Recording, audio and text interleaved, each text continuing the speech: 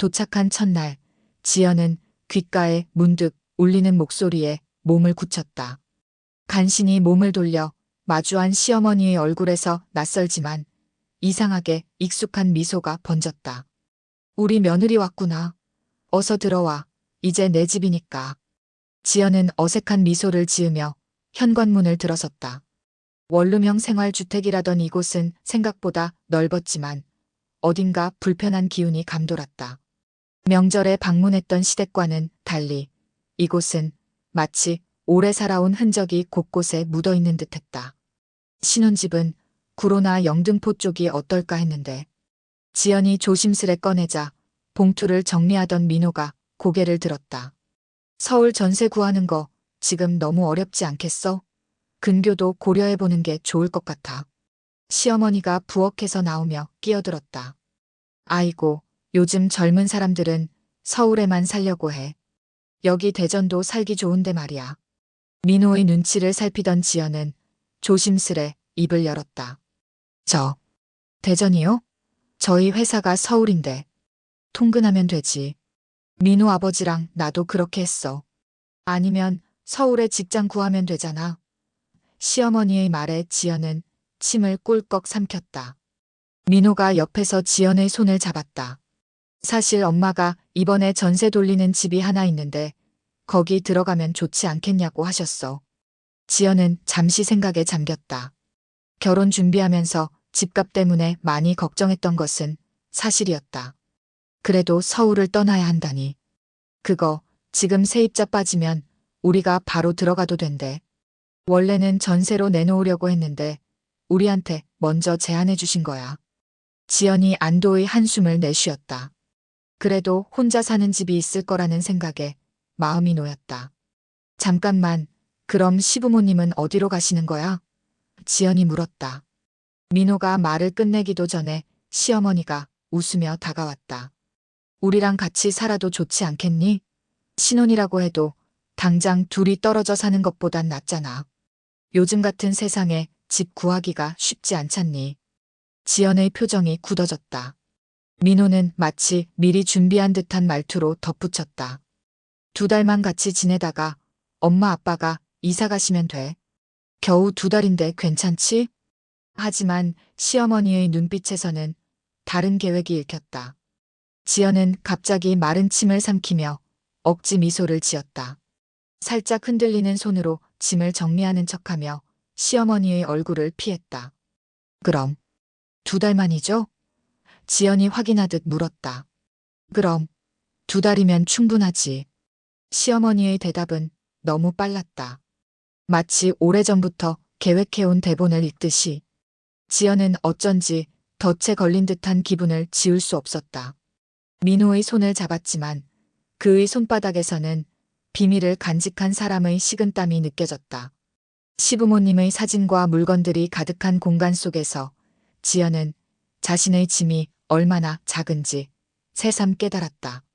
마치 이곳에 잠시 머무는 손님처럼. 다음 날이 찾아올수록 지연의 가슴에는 걱정이 커졌다. 과연 2달 후에는 정말 집이 생길까?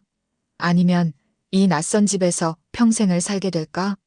아침 6시 부엌에서 들려오는 식기 부딪히는 소리에 지연은 잠에서 깼다. 민호는 아직 곤히 자고 있었다. 눈을 비비며 부엌으로 향하자 시어머니가 분주히 움직이고 있었다. 아이고, 우리 며느리 일어났네. 아침 준비하고 있어. 민호 깨워서 씻게 해. 지연은 당황했다. 원래 아침은 간단히 먹거나 회사 근처에서 해결하던 터였다. 어머니, 저희는 보통 아침을 간단하게. 그게 무슨 소리야? 아침은 든든히 먹어야지.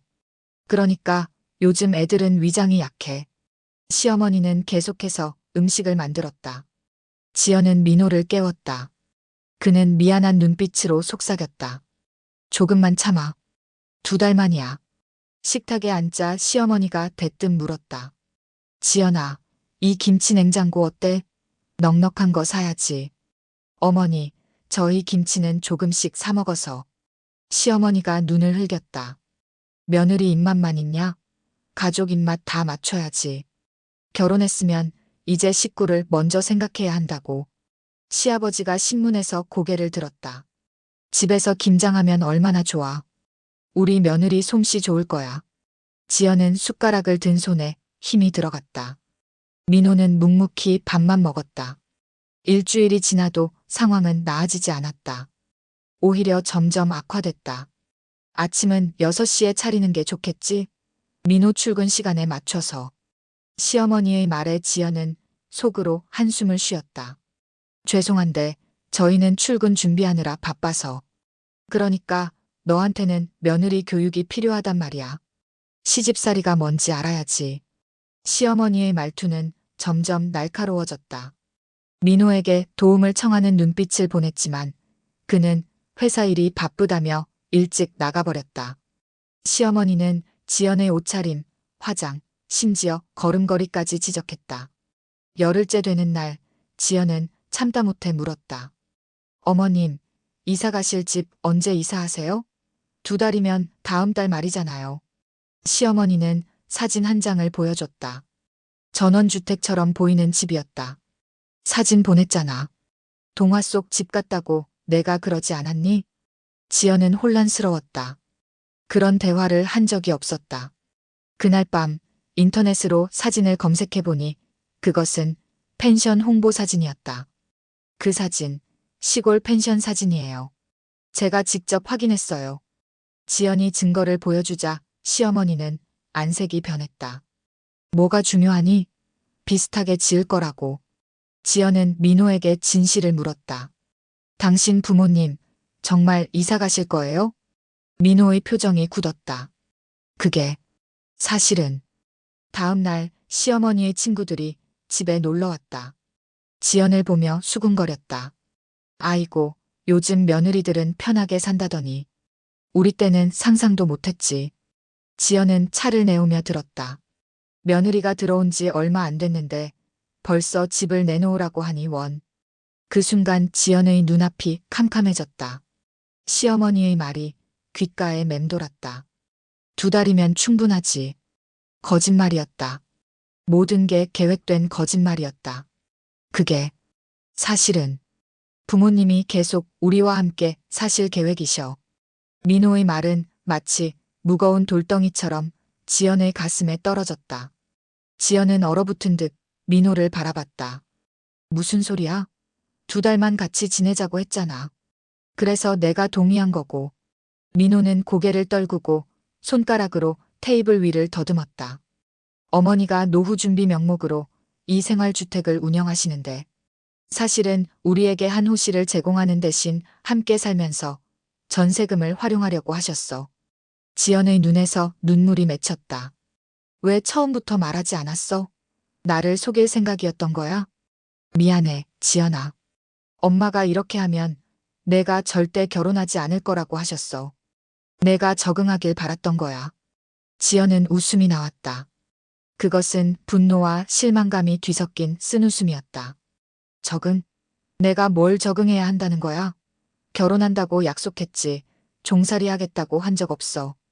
다음 날 아침, 지연은 출근 준비를 하다가 시어머니의 통화를 듣게 됐다. 그래, 전세금으로 은행 대출 막았어. 며느리 모르게 적금도 들었고. 애들이 뭘 알겠어.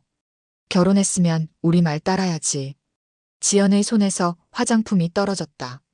깨지는 소리에 시어머니가 급히 전화를 끊었다. 왜 거짓말하셨어요? 처음부터 같이 살 생각이셨잖아요. 지연의 목소리는 떨리고 있었다. 시어머니는 당황한 기색 없이 턱을 치켜들었다. 지금까지 전세금도 없는 내 처지를 우리가 받아줬는데 화를 내. 전세금이 없어서 감사하게 생각하라고요? 그럼 처음부터 솔직하게 말씀하셨어야죠. 우릴 속이고 연극하신 거예요. 전세 돌린다는 것도 결국 저를 이용하신 거잖아요. 민호가 급히 방에서 나왔다. 무슨 일이야? 지연은 민호를 똑바로 쳐다봤다. 당신도 알고 있었지? 부모님이 처음부터 같이 살 계획이라는 거, 전세금을 이용한다는 거. 민호는 말을 더듬었다. 아니, 그러니까 일부만. 시어머니가 끼어들었다. 요즘 애들은 효도라는 걸 모르나 봐. 부모 모시고 사는 게 뭐가 그렇게 싫어? 그렇게 유세 떨더니 며느리라고. 지연은 가방을 집어들었다. 효도요? 효도와 기만은 전혀 다른 문제예요. 저는 속았어요. 당신들에게. 출근길, 지연은 눈물을 삼키며 회사 동료에게 전화했다. 혹시 며칠만 머물 곳이 있을까? 회사에서 돌아오는 길, 지연은 결심했다. 민호에게 보낸 메시지. 오늘 저녁 이야기 좀 하자. 우리 집에서. 집에 도착했을 때 민호는 안절부절 못하고 있었다. 시부모님은 없었다. 시부모님은요? 외출하셨어. 지연아, 내가 다 설명할게. 지연은 차분히 앉았다. 설명할 필요 없어. 이제 다 알았으니까. 나 여기서 못 살겠어. 민호의 눈에 당혹감이 스쳤다. 그러지 말고. 우리 다시 생각해보자. 일단 엄마 아빠한테 이야기해볼게. 지연은 고개를 저었다. 이제 그녀의 눈에는 눈물 대신 단단한 결의가 서려 있었다. 이미 다 생각했어. 당신 부모님이 문제가 아니야. 당신이 문제야. 이미 다 생각했어. 당신 부모님이 문제가 아니야. 당신이 문제야. 지연의 말에 민호의 얼굴이 하얗게 변했다. 무슨 소리야? 나도 피해자라고. 나도 엄마 아빠가 이럴 줄 몰랐어. 지연은 냉소적인 웃음을 지었다. 정말? 당신이 모를 리가 없잖아. 당신 부모님의 성격을, 계획을, 모든 걸 당신이 알면서도 나한테 말하지 않았어. 민호는 자리에서 일어나 안절부절 못했다. 지연아, 미안해. 지금이라도 엄마 아빠 나가게 할게. 이제라도. 늦었어. 당신도 어머니도 모두 제 신뢰를 배신했어요. 지연의 말투가 바뀌었다. 더 이상 친밀했던 사이가 아니었다. 민호가 다가와 지연의 어깨를 잡으려 했지만 지연은 한 걸음 물러났다. 손대지 마. 이렇게 되는 거야? 우리 관계는? 민호의 목소리가 떨렸다. 지연은 싸늘하게 대답했다. 이혼까지는. 아니야. 혼인신고 안 했잖아. 그냥 나가면 돼. 그 순간 현관문이 열리며 시부모님이 들어왔다. 시어머니는 얼른 웃음을 지으며 다가왔다. 아이고, 두 사람 무슨 얘기 중이야? 오늘은 특별히 내가 며느리 좋아하는 갈비찜 해줄까 하는데. 지연은 차갑게 말했다. 필요 없어요. 전화 갈 거예요. 시어머니의 얼굴이 굳었다. 뭐라고? 내가 어디로 간다는 거야? 제 친구네요. 당분간은. 시아버지가 신문을 내려놓았다. 이게 무슨 소리야? 신혼부부가 따로 살아. 체면이 있지. 지연은 이제 울지 않았다. 오히려 단단해진 눈빛으로 맞섰다. 체면요? 처음부터 저를 속인 분들이 체면을 말씀하시네요. 시어머니가 발끈했다. 뭐, 우리가 언제 널 속였어? 옥탑방에서 살던 너를 이렇게 좋은 집에 들이기까지 했는데. 전세금은요? 제 이름으로 된 전세 보증금은 어떻게 된 거죠? 지연이 물었다. 갑자기 방 안의 공기가 얼어붙었다. 민호와 시부모님의 얼굴에서 핏기가 가셨다. 그건, 그러니까, 우리 가족 자산으로. 시아버지가 더듬거렸다. 지연은 웃었다. 이제 그녀는 두렵지 않았다. 가족 자산이요? 계약서에는 제 이름이 있는데. 법적으로는 제 돈이에요. 내가 감히. 우리 아들과 결혼했으면 당연히 가족 돈이지. 시어머니가 소리쳤다. 결혼? 혼인신고도 안 했는데요. 법적으론 남이에요, 우리는. 지연의 말에 방 안이 다시 조용해졌다. 민호가 지연에게 다가왔다. 지연아, 이러지 마. 우리 다시 시작하자. 엄마 아빠도 이제 이해하실 거야. 이해? 지금껏 당신들이 날 이해한 적 있었나요? 나는 이제 내 삶을 찾아갈 거예요. 지연은 방으로 들어가 짐을 꾸리기 시작했다. 손은 떨렸지만 마음은 이미 단단해져 있었다. 민호와 시부모님은 어찌할 바를 모르고 그녀를 지켜봤다. 그날 밤 지연은 작은 가방 하나를 들고 그 집을 나왔다. 뒤에서는 시어머니의 고함 소리와 민호의 애원이 들렸지만 그녀는 돌아보지 않았다. 다음 날 아침 지연은 회사에 조퇴계를 냈다. 변호사 사무실 앞에서 깊은 숨을 들이마시며 문을 열었다. 변호사는 지연의 이야기를 듣고 고개를 끄덕였다. 혼인신고를 하지 않았다면 법적으로는 미혼 상태이니 전세 보증금에 대한 권리는 온전히 계약자인 당신에게 있습니다. 지연의 눈에서 안도의 눈물이 흘렀다. 정말요? 제가 찾을 수 있는 거죠? 네. 다만 계약서와 입금 증명이 필요합니다. 혹시 갖고 계신가요? 지연은 미소 지었다. 물론이죠. 제가 다 준비해 왔어요. 변호사와의 상담을 마치고 나온 지연의 핸드폰이 울렸다. 민호였다. 지연아, 제발 한 번만 만나자.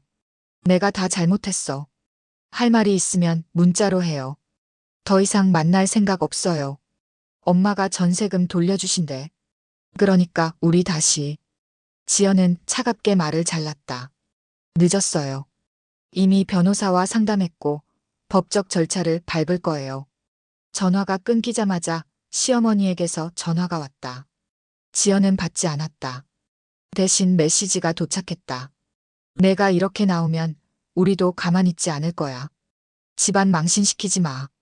지연은 이제 두렵지 않았다.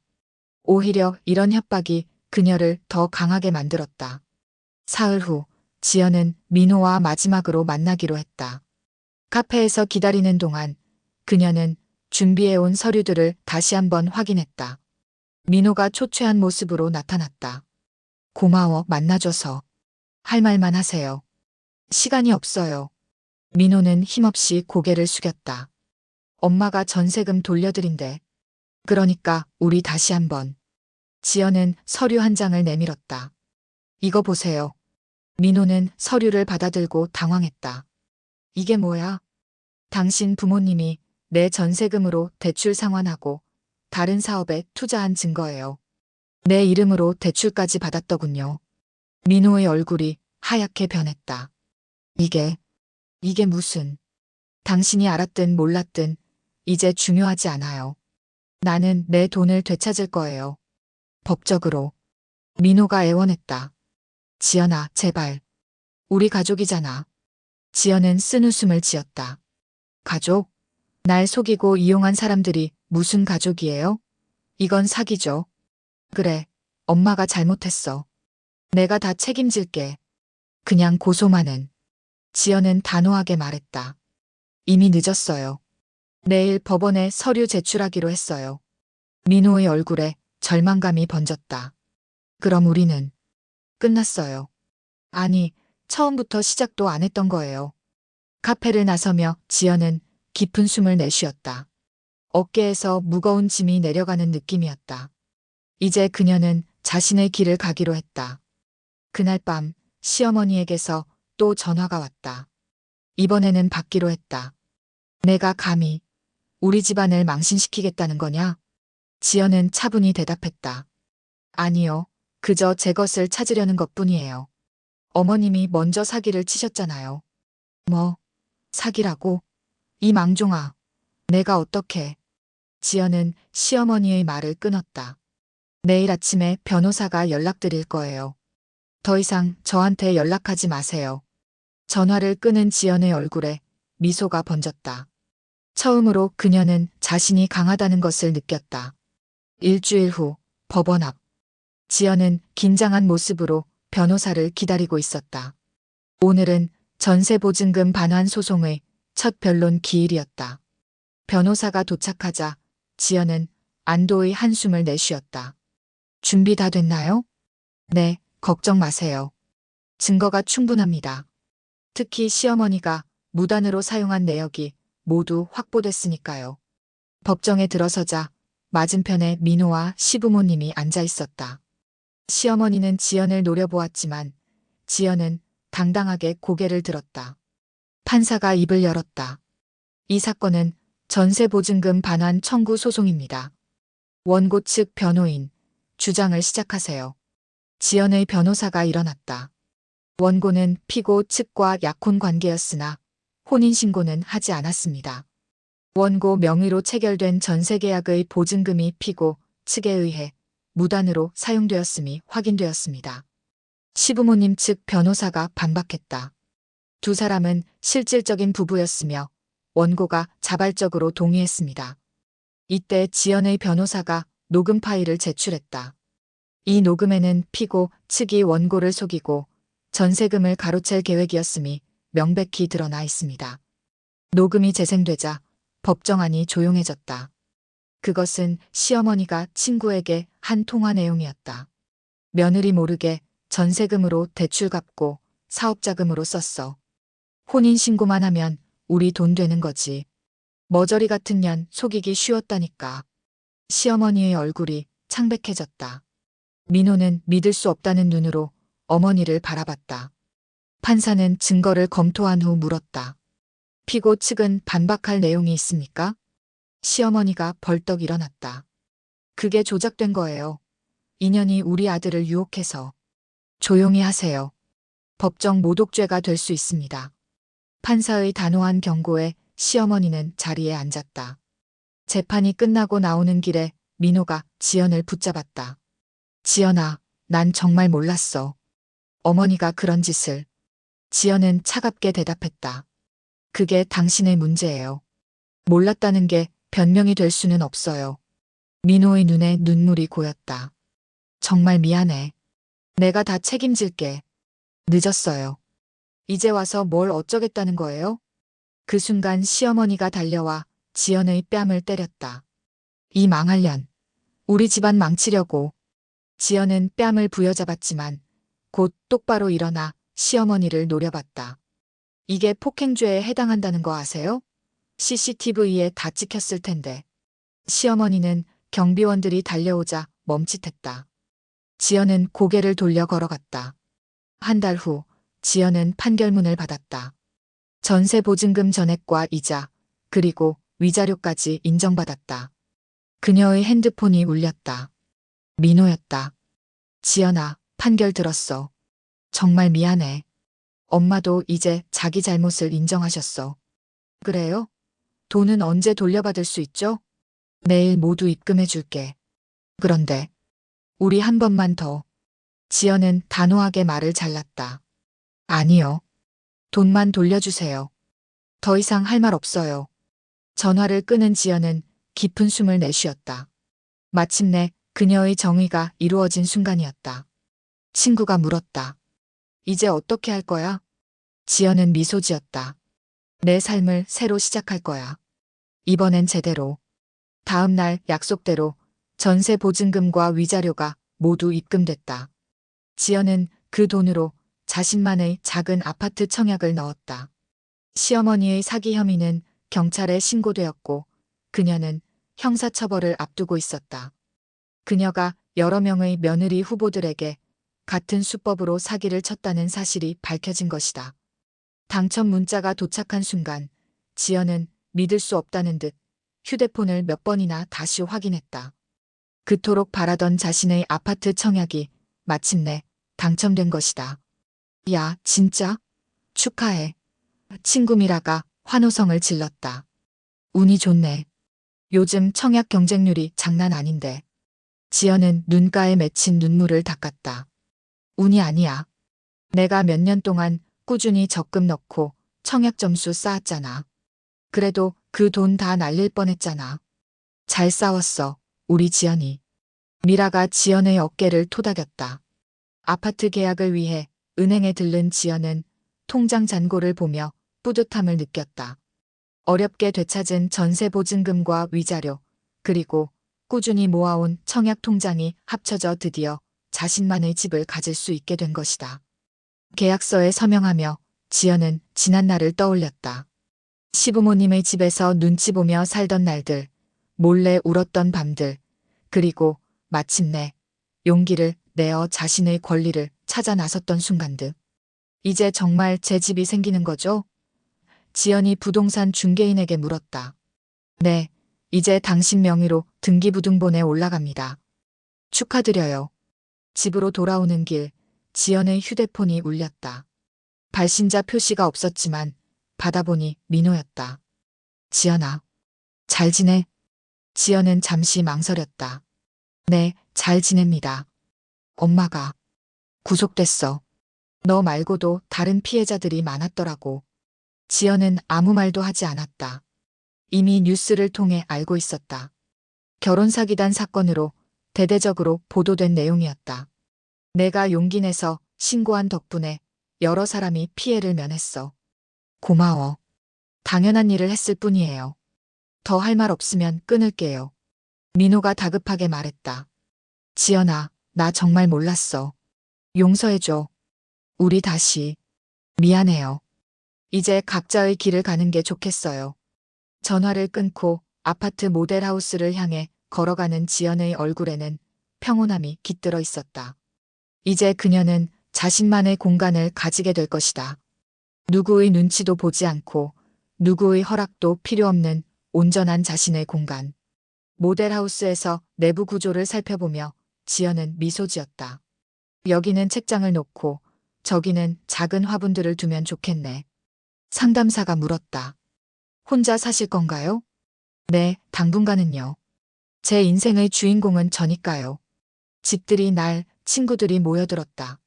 작지만 아늑한 공간에 웃음소리가 가득했다. 미라가 건배를 제안했다. 우리 지연이의 새 출발을 위하여. 모두가 잔을 부딪히며 환호했다. 지연은 자신을 둘러싼 진정한 가족 같은 친구들을 바라보며 행복을 느꼈다. 그녀의 휴대폰에 메시지가 도착했다. 시아버지였다. 미안하다. 너에게 잘못했다. 아내도 자신의 잘못을 깨달았다. 용서는 바라지 않는다. 다만 내가 행복하기를. 지연은 메시지를 읽고 잠시 생각에 잠겼다. 그리고 간단히 답장했다. 감사합니다. 저도 이제 앞으로 나아갈 거예요. 친구 수진이 물었다. 누구야? 설마 그 사람들? 지연은 미소 지었다. 과거는 이제 중요하지 않아. 앞으로 만들어갈 미래가 더 중요하지. 창문 너머로 보이는 밤하늘의 별을 바라보며 지연은 깊은 숨을 내쉬었다. 어쩌면 인생은 이런 시련을 통해 더 강해지는 것인지도 몰랐다. 모두 고마워. 내가 이렇게 다시 일어설 수 있었던 건 너희 덕분이야. 친구들은 지연을 꼭 안아주었다. 이제 그녀는 진정한 자신의 집, 자신의 삶을 시작할 준비가 되어 있었다. 반년이 지난 어느 날, 지연은 출근길에 익숙한 얼굴과 마주쳤다. 잠시 멈칫하던 그녀는 이내 당당하게 걸음을 내딛었다. 오랜만이네요. 지연이 먼저 인사했다. 민호는 창백한 얼굴로 고개를 숙였다. 그래. 잘 지냈어? 네, 덕분에 아주 잘 지내고 있어요. 지연의 목소리에는 더 이상 원망이나 분노가 없었다. 민호가 조심스레 물었다. 새 집은 어때? 잘 지내? 좋아요. 작지만 내 공간이라 행복해요. 불편한 침묵이 흘렀다. 민호가 먼저 입을 열었다. 사실 이렇게 만난 건 우연이 아니야. 내가 여기 지나갈 거라는 걸 알고 기다렸어. 지연의 눈썹이 살짝 올라갔다. 무슨 일인데요? 어머니가 이번 주에 교도소에서 나와. 그동안 많이 반성하셨어. 지연은 묵묵히 듣고만 있었다. 민호가 계속했다. 어머니가 너한테 직접 사과하고 싶대. 한 번만 만나줄 수 있을까? 지연은 잠시 생각에 잠겼다. 자신이 겪었던 모든 일들이 주마등처럼 스쳐 지나갔다. 하지만 마음 한구석에는 이미 모든 것을 내려놓은 평온함이 자리하고 있었다. 시간이 되면 한 번 만날게요. 하지만 기대하진 마세요. 그냥 과거를 정리하는 차원일 뿐이니까. 민호의 얼굴에 안도감이 번졌다. 고마워. 정말 고마워. 일주일 후 지연은 조용한 카페에 앉아 있었다. 문이 열리고 민호가 어머니를 부축해 들어왔다. 반년 사이 시어머니는 완전히 다른 사람이 되어 있었다. 머리가 하얗게 센 그녀는 더 이상 위압적인 모습이 아니었다. 지연아. 시어머니가 떨리는 목소리로 불렀다. 지연은 무표정한 얼굴로 그녀를 바라봤다. 앉으세요. 시어머니는 조심스레 자리에 앉았다. 먼저 정말 미안하다고 말하고 싶어. 내가 너무 어리석었어.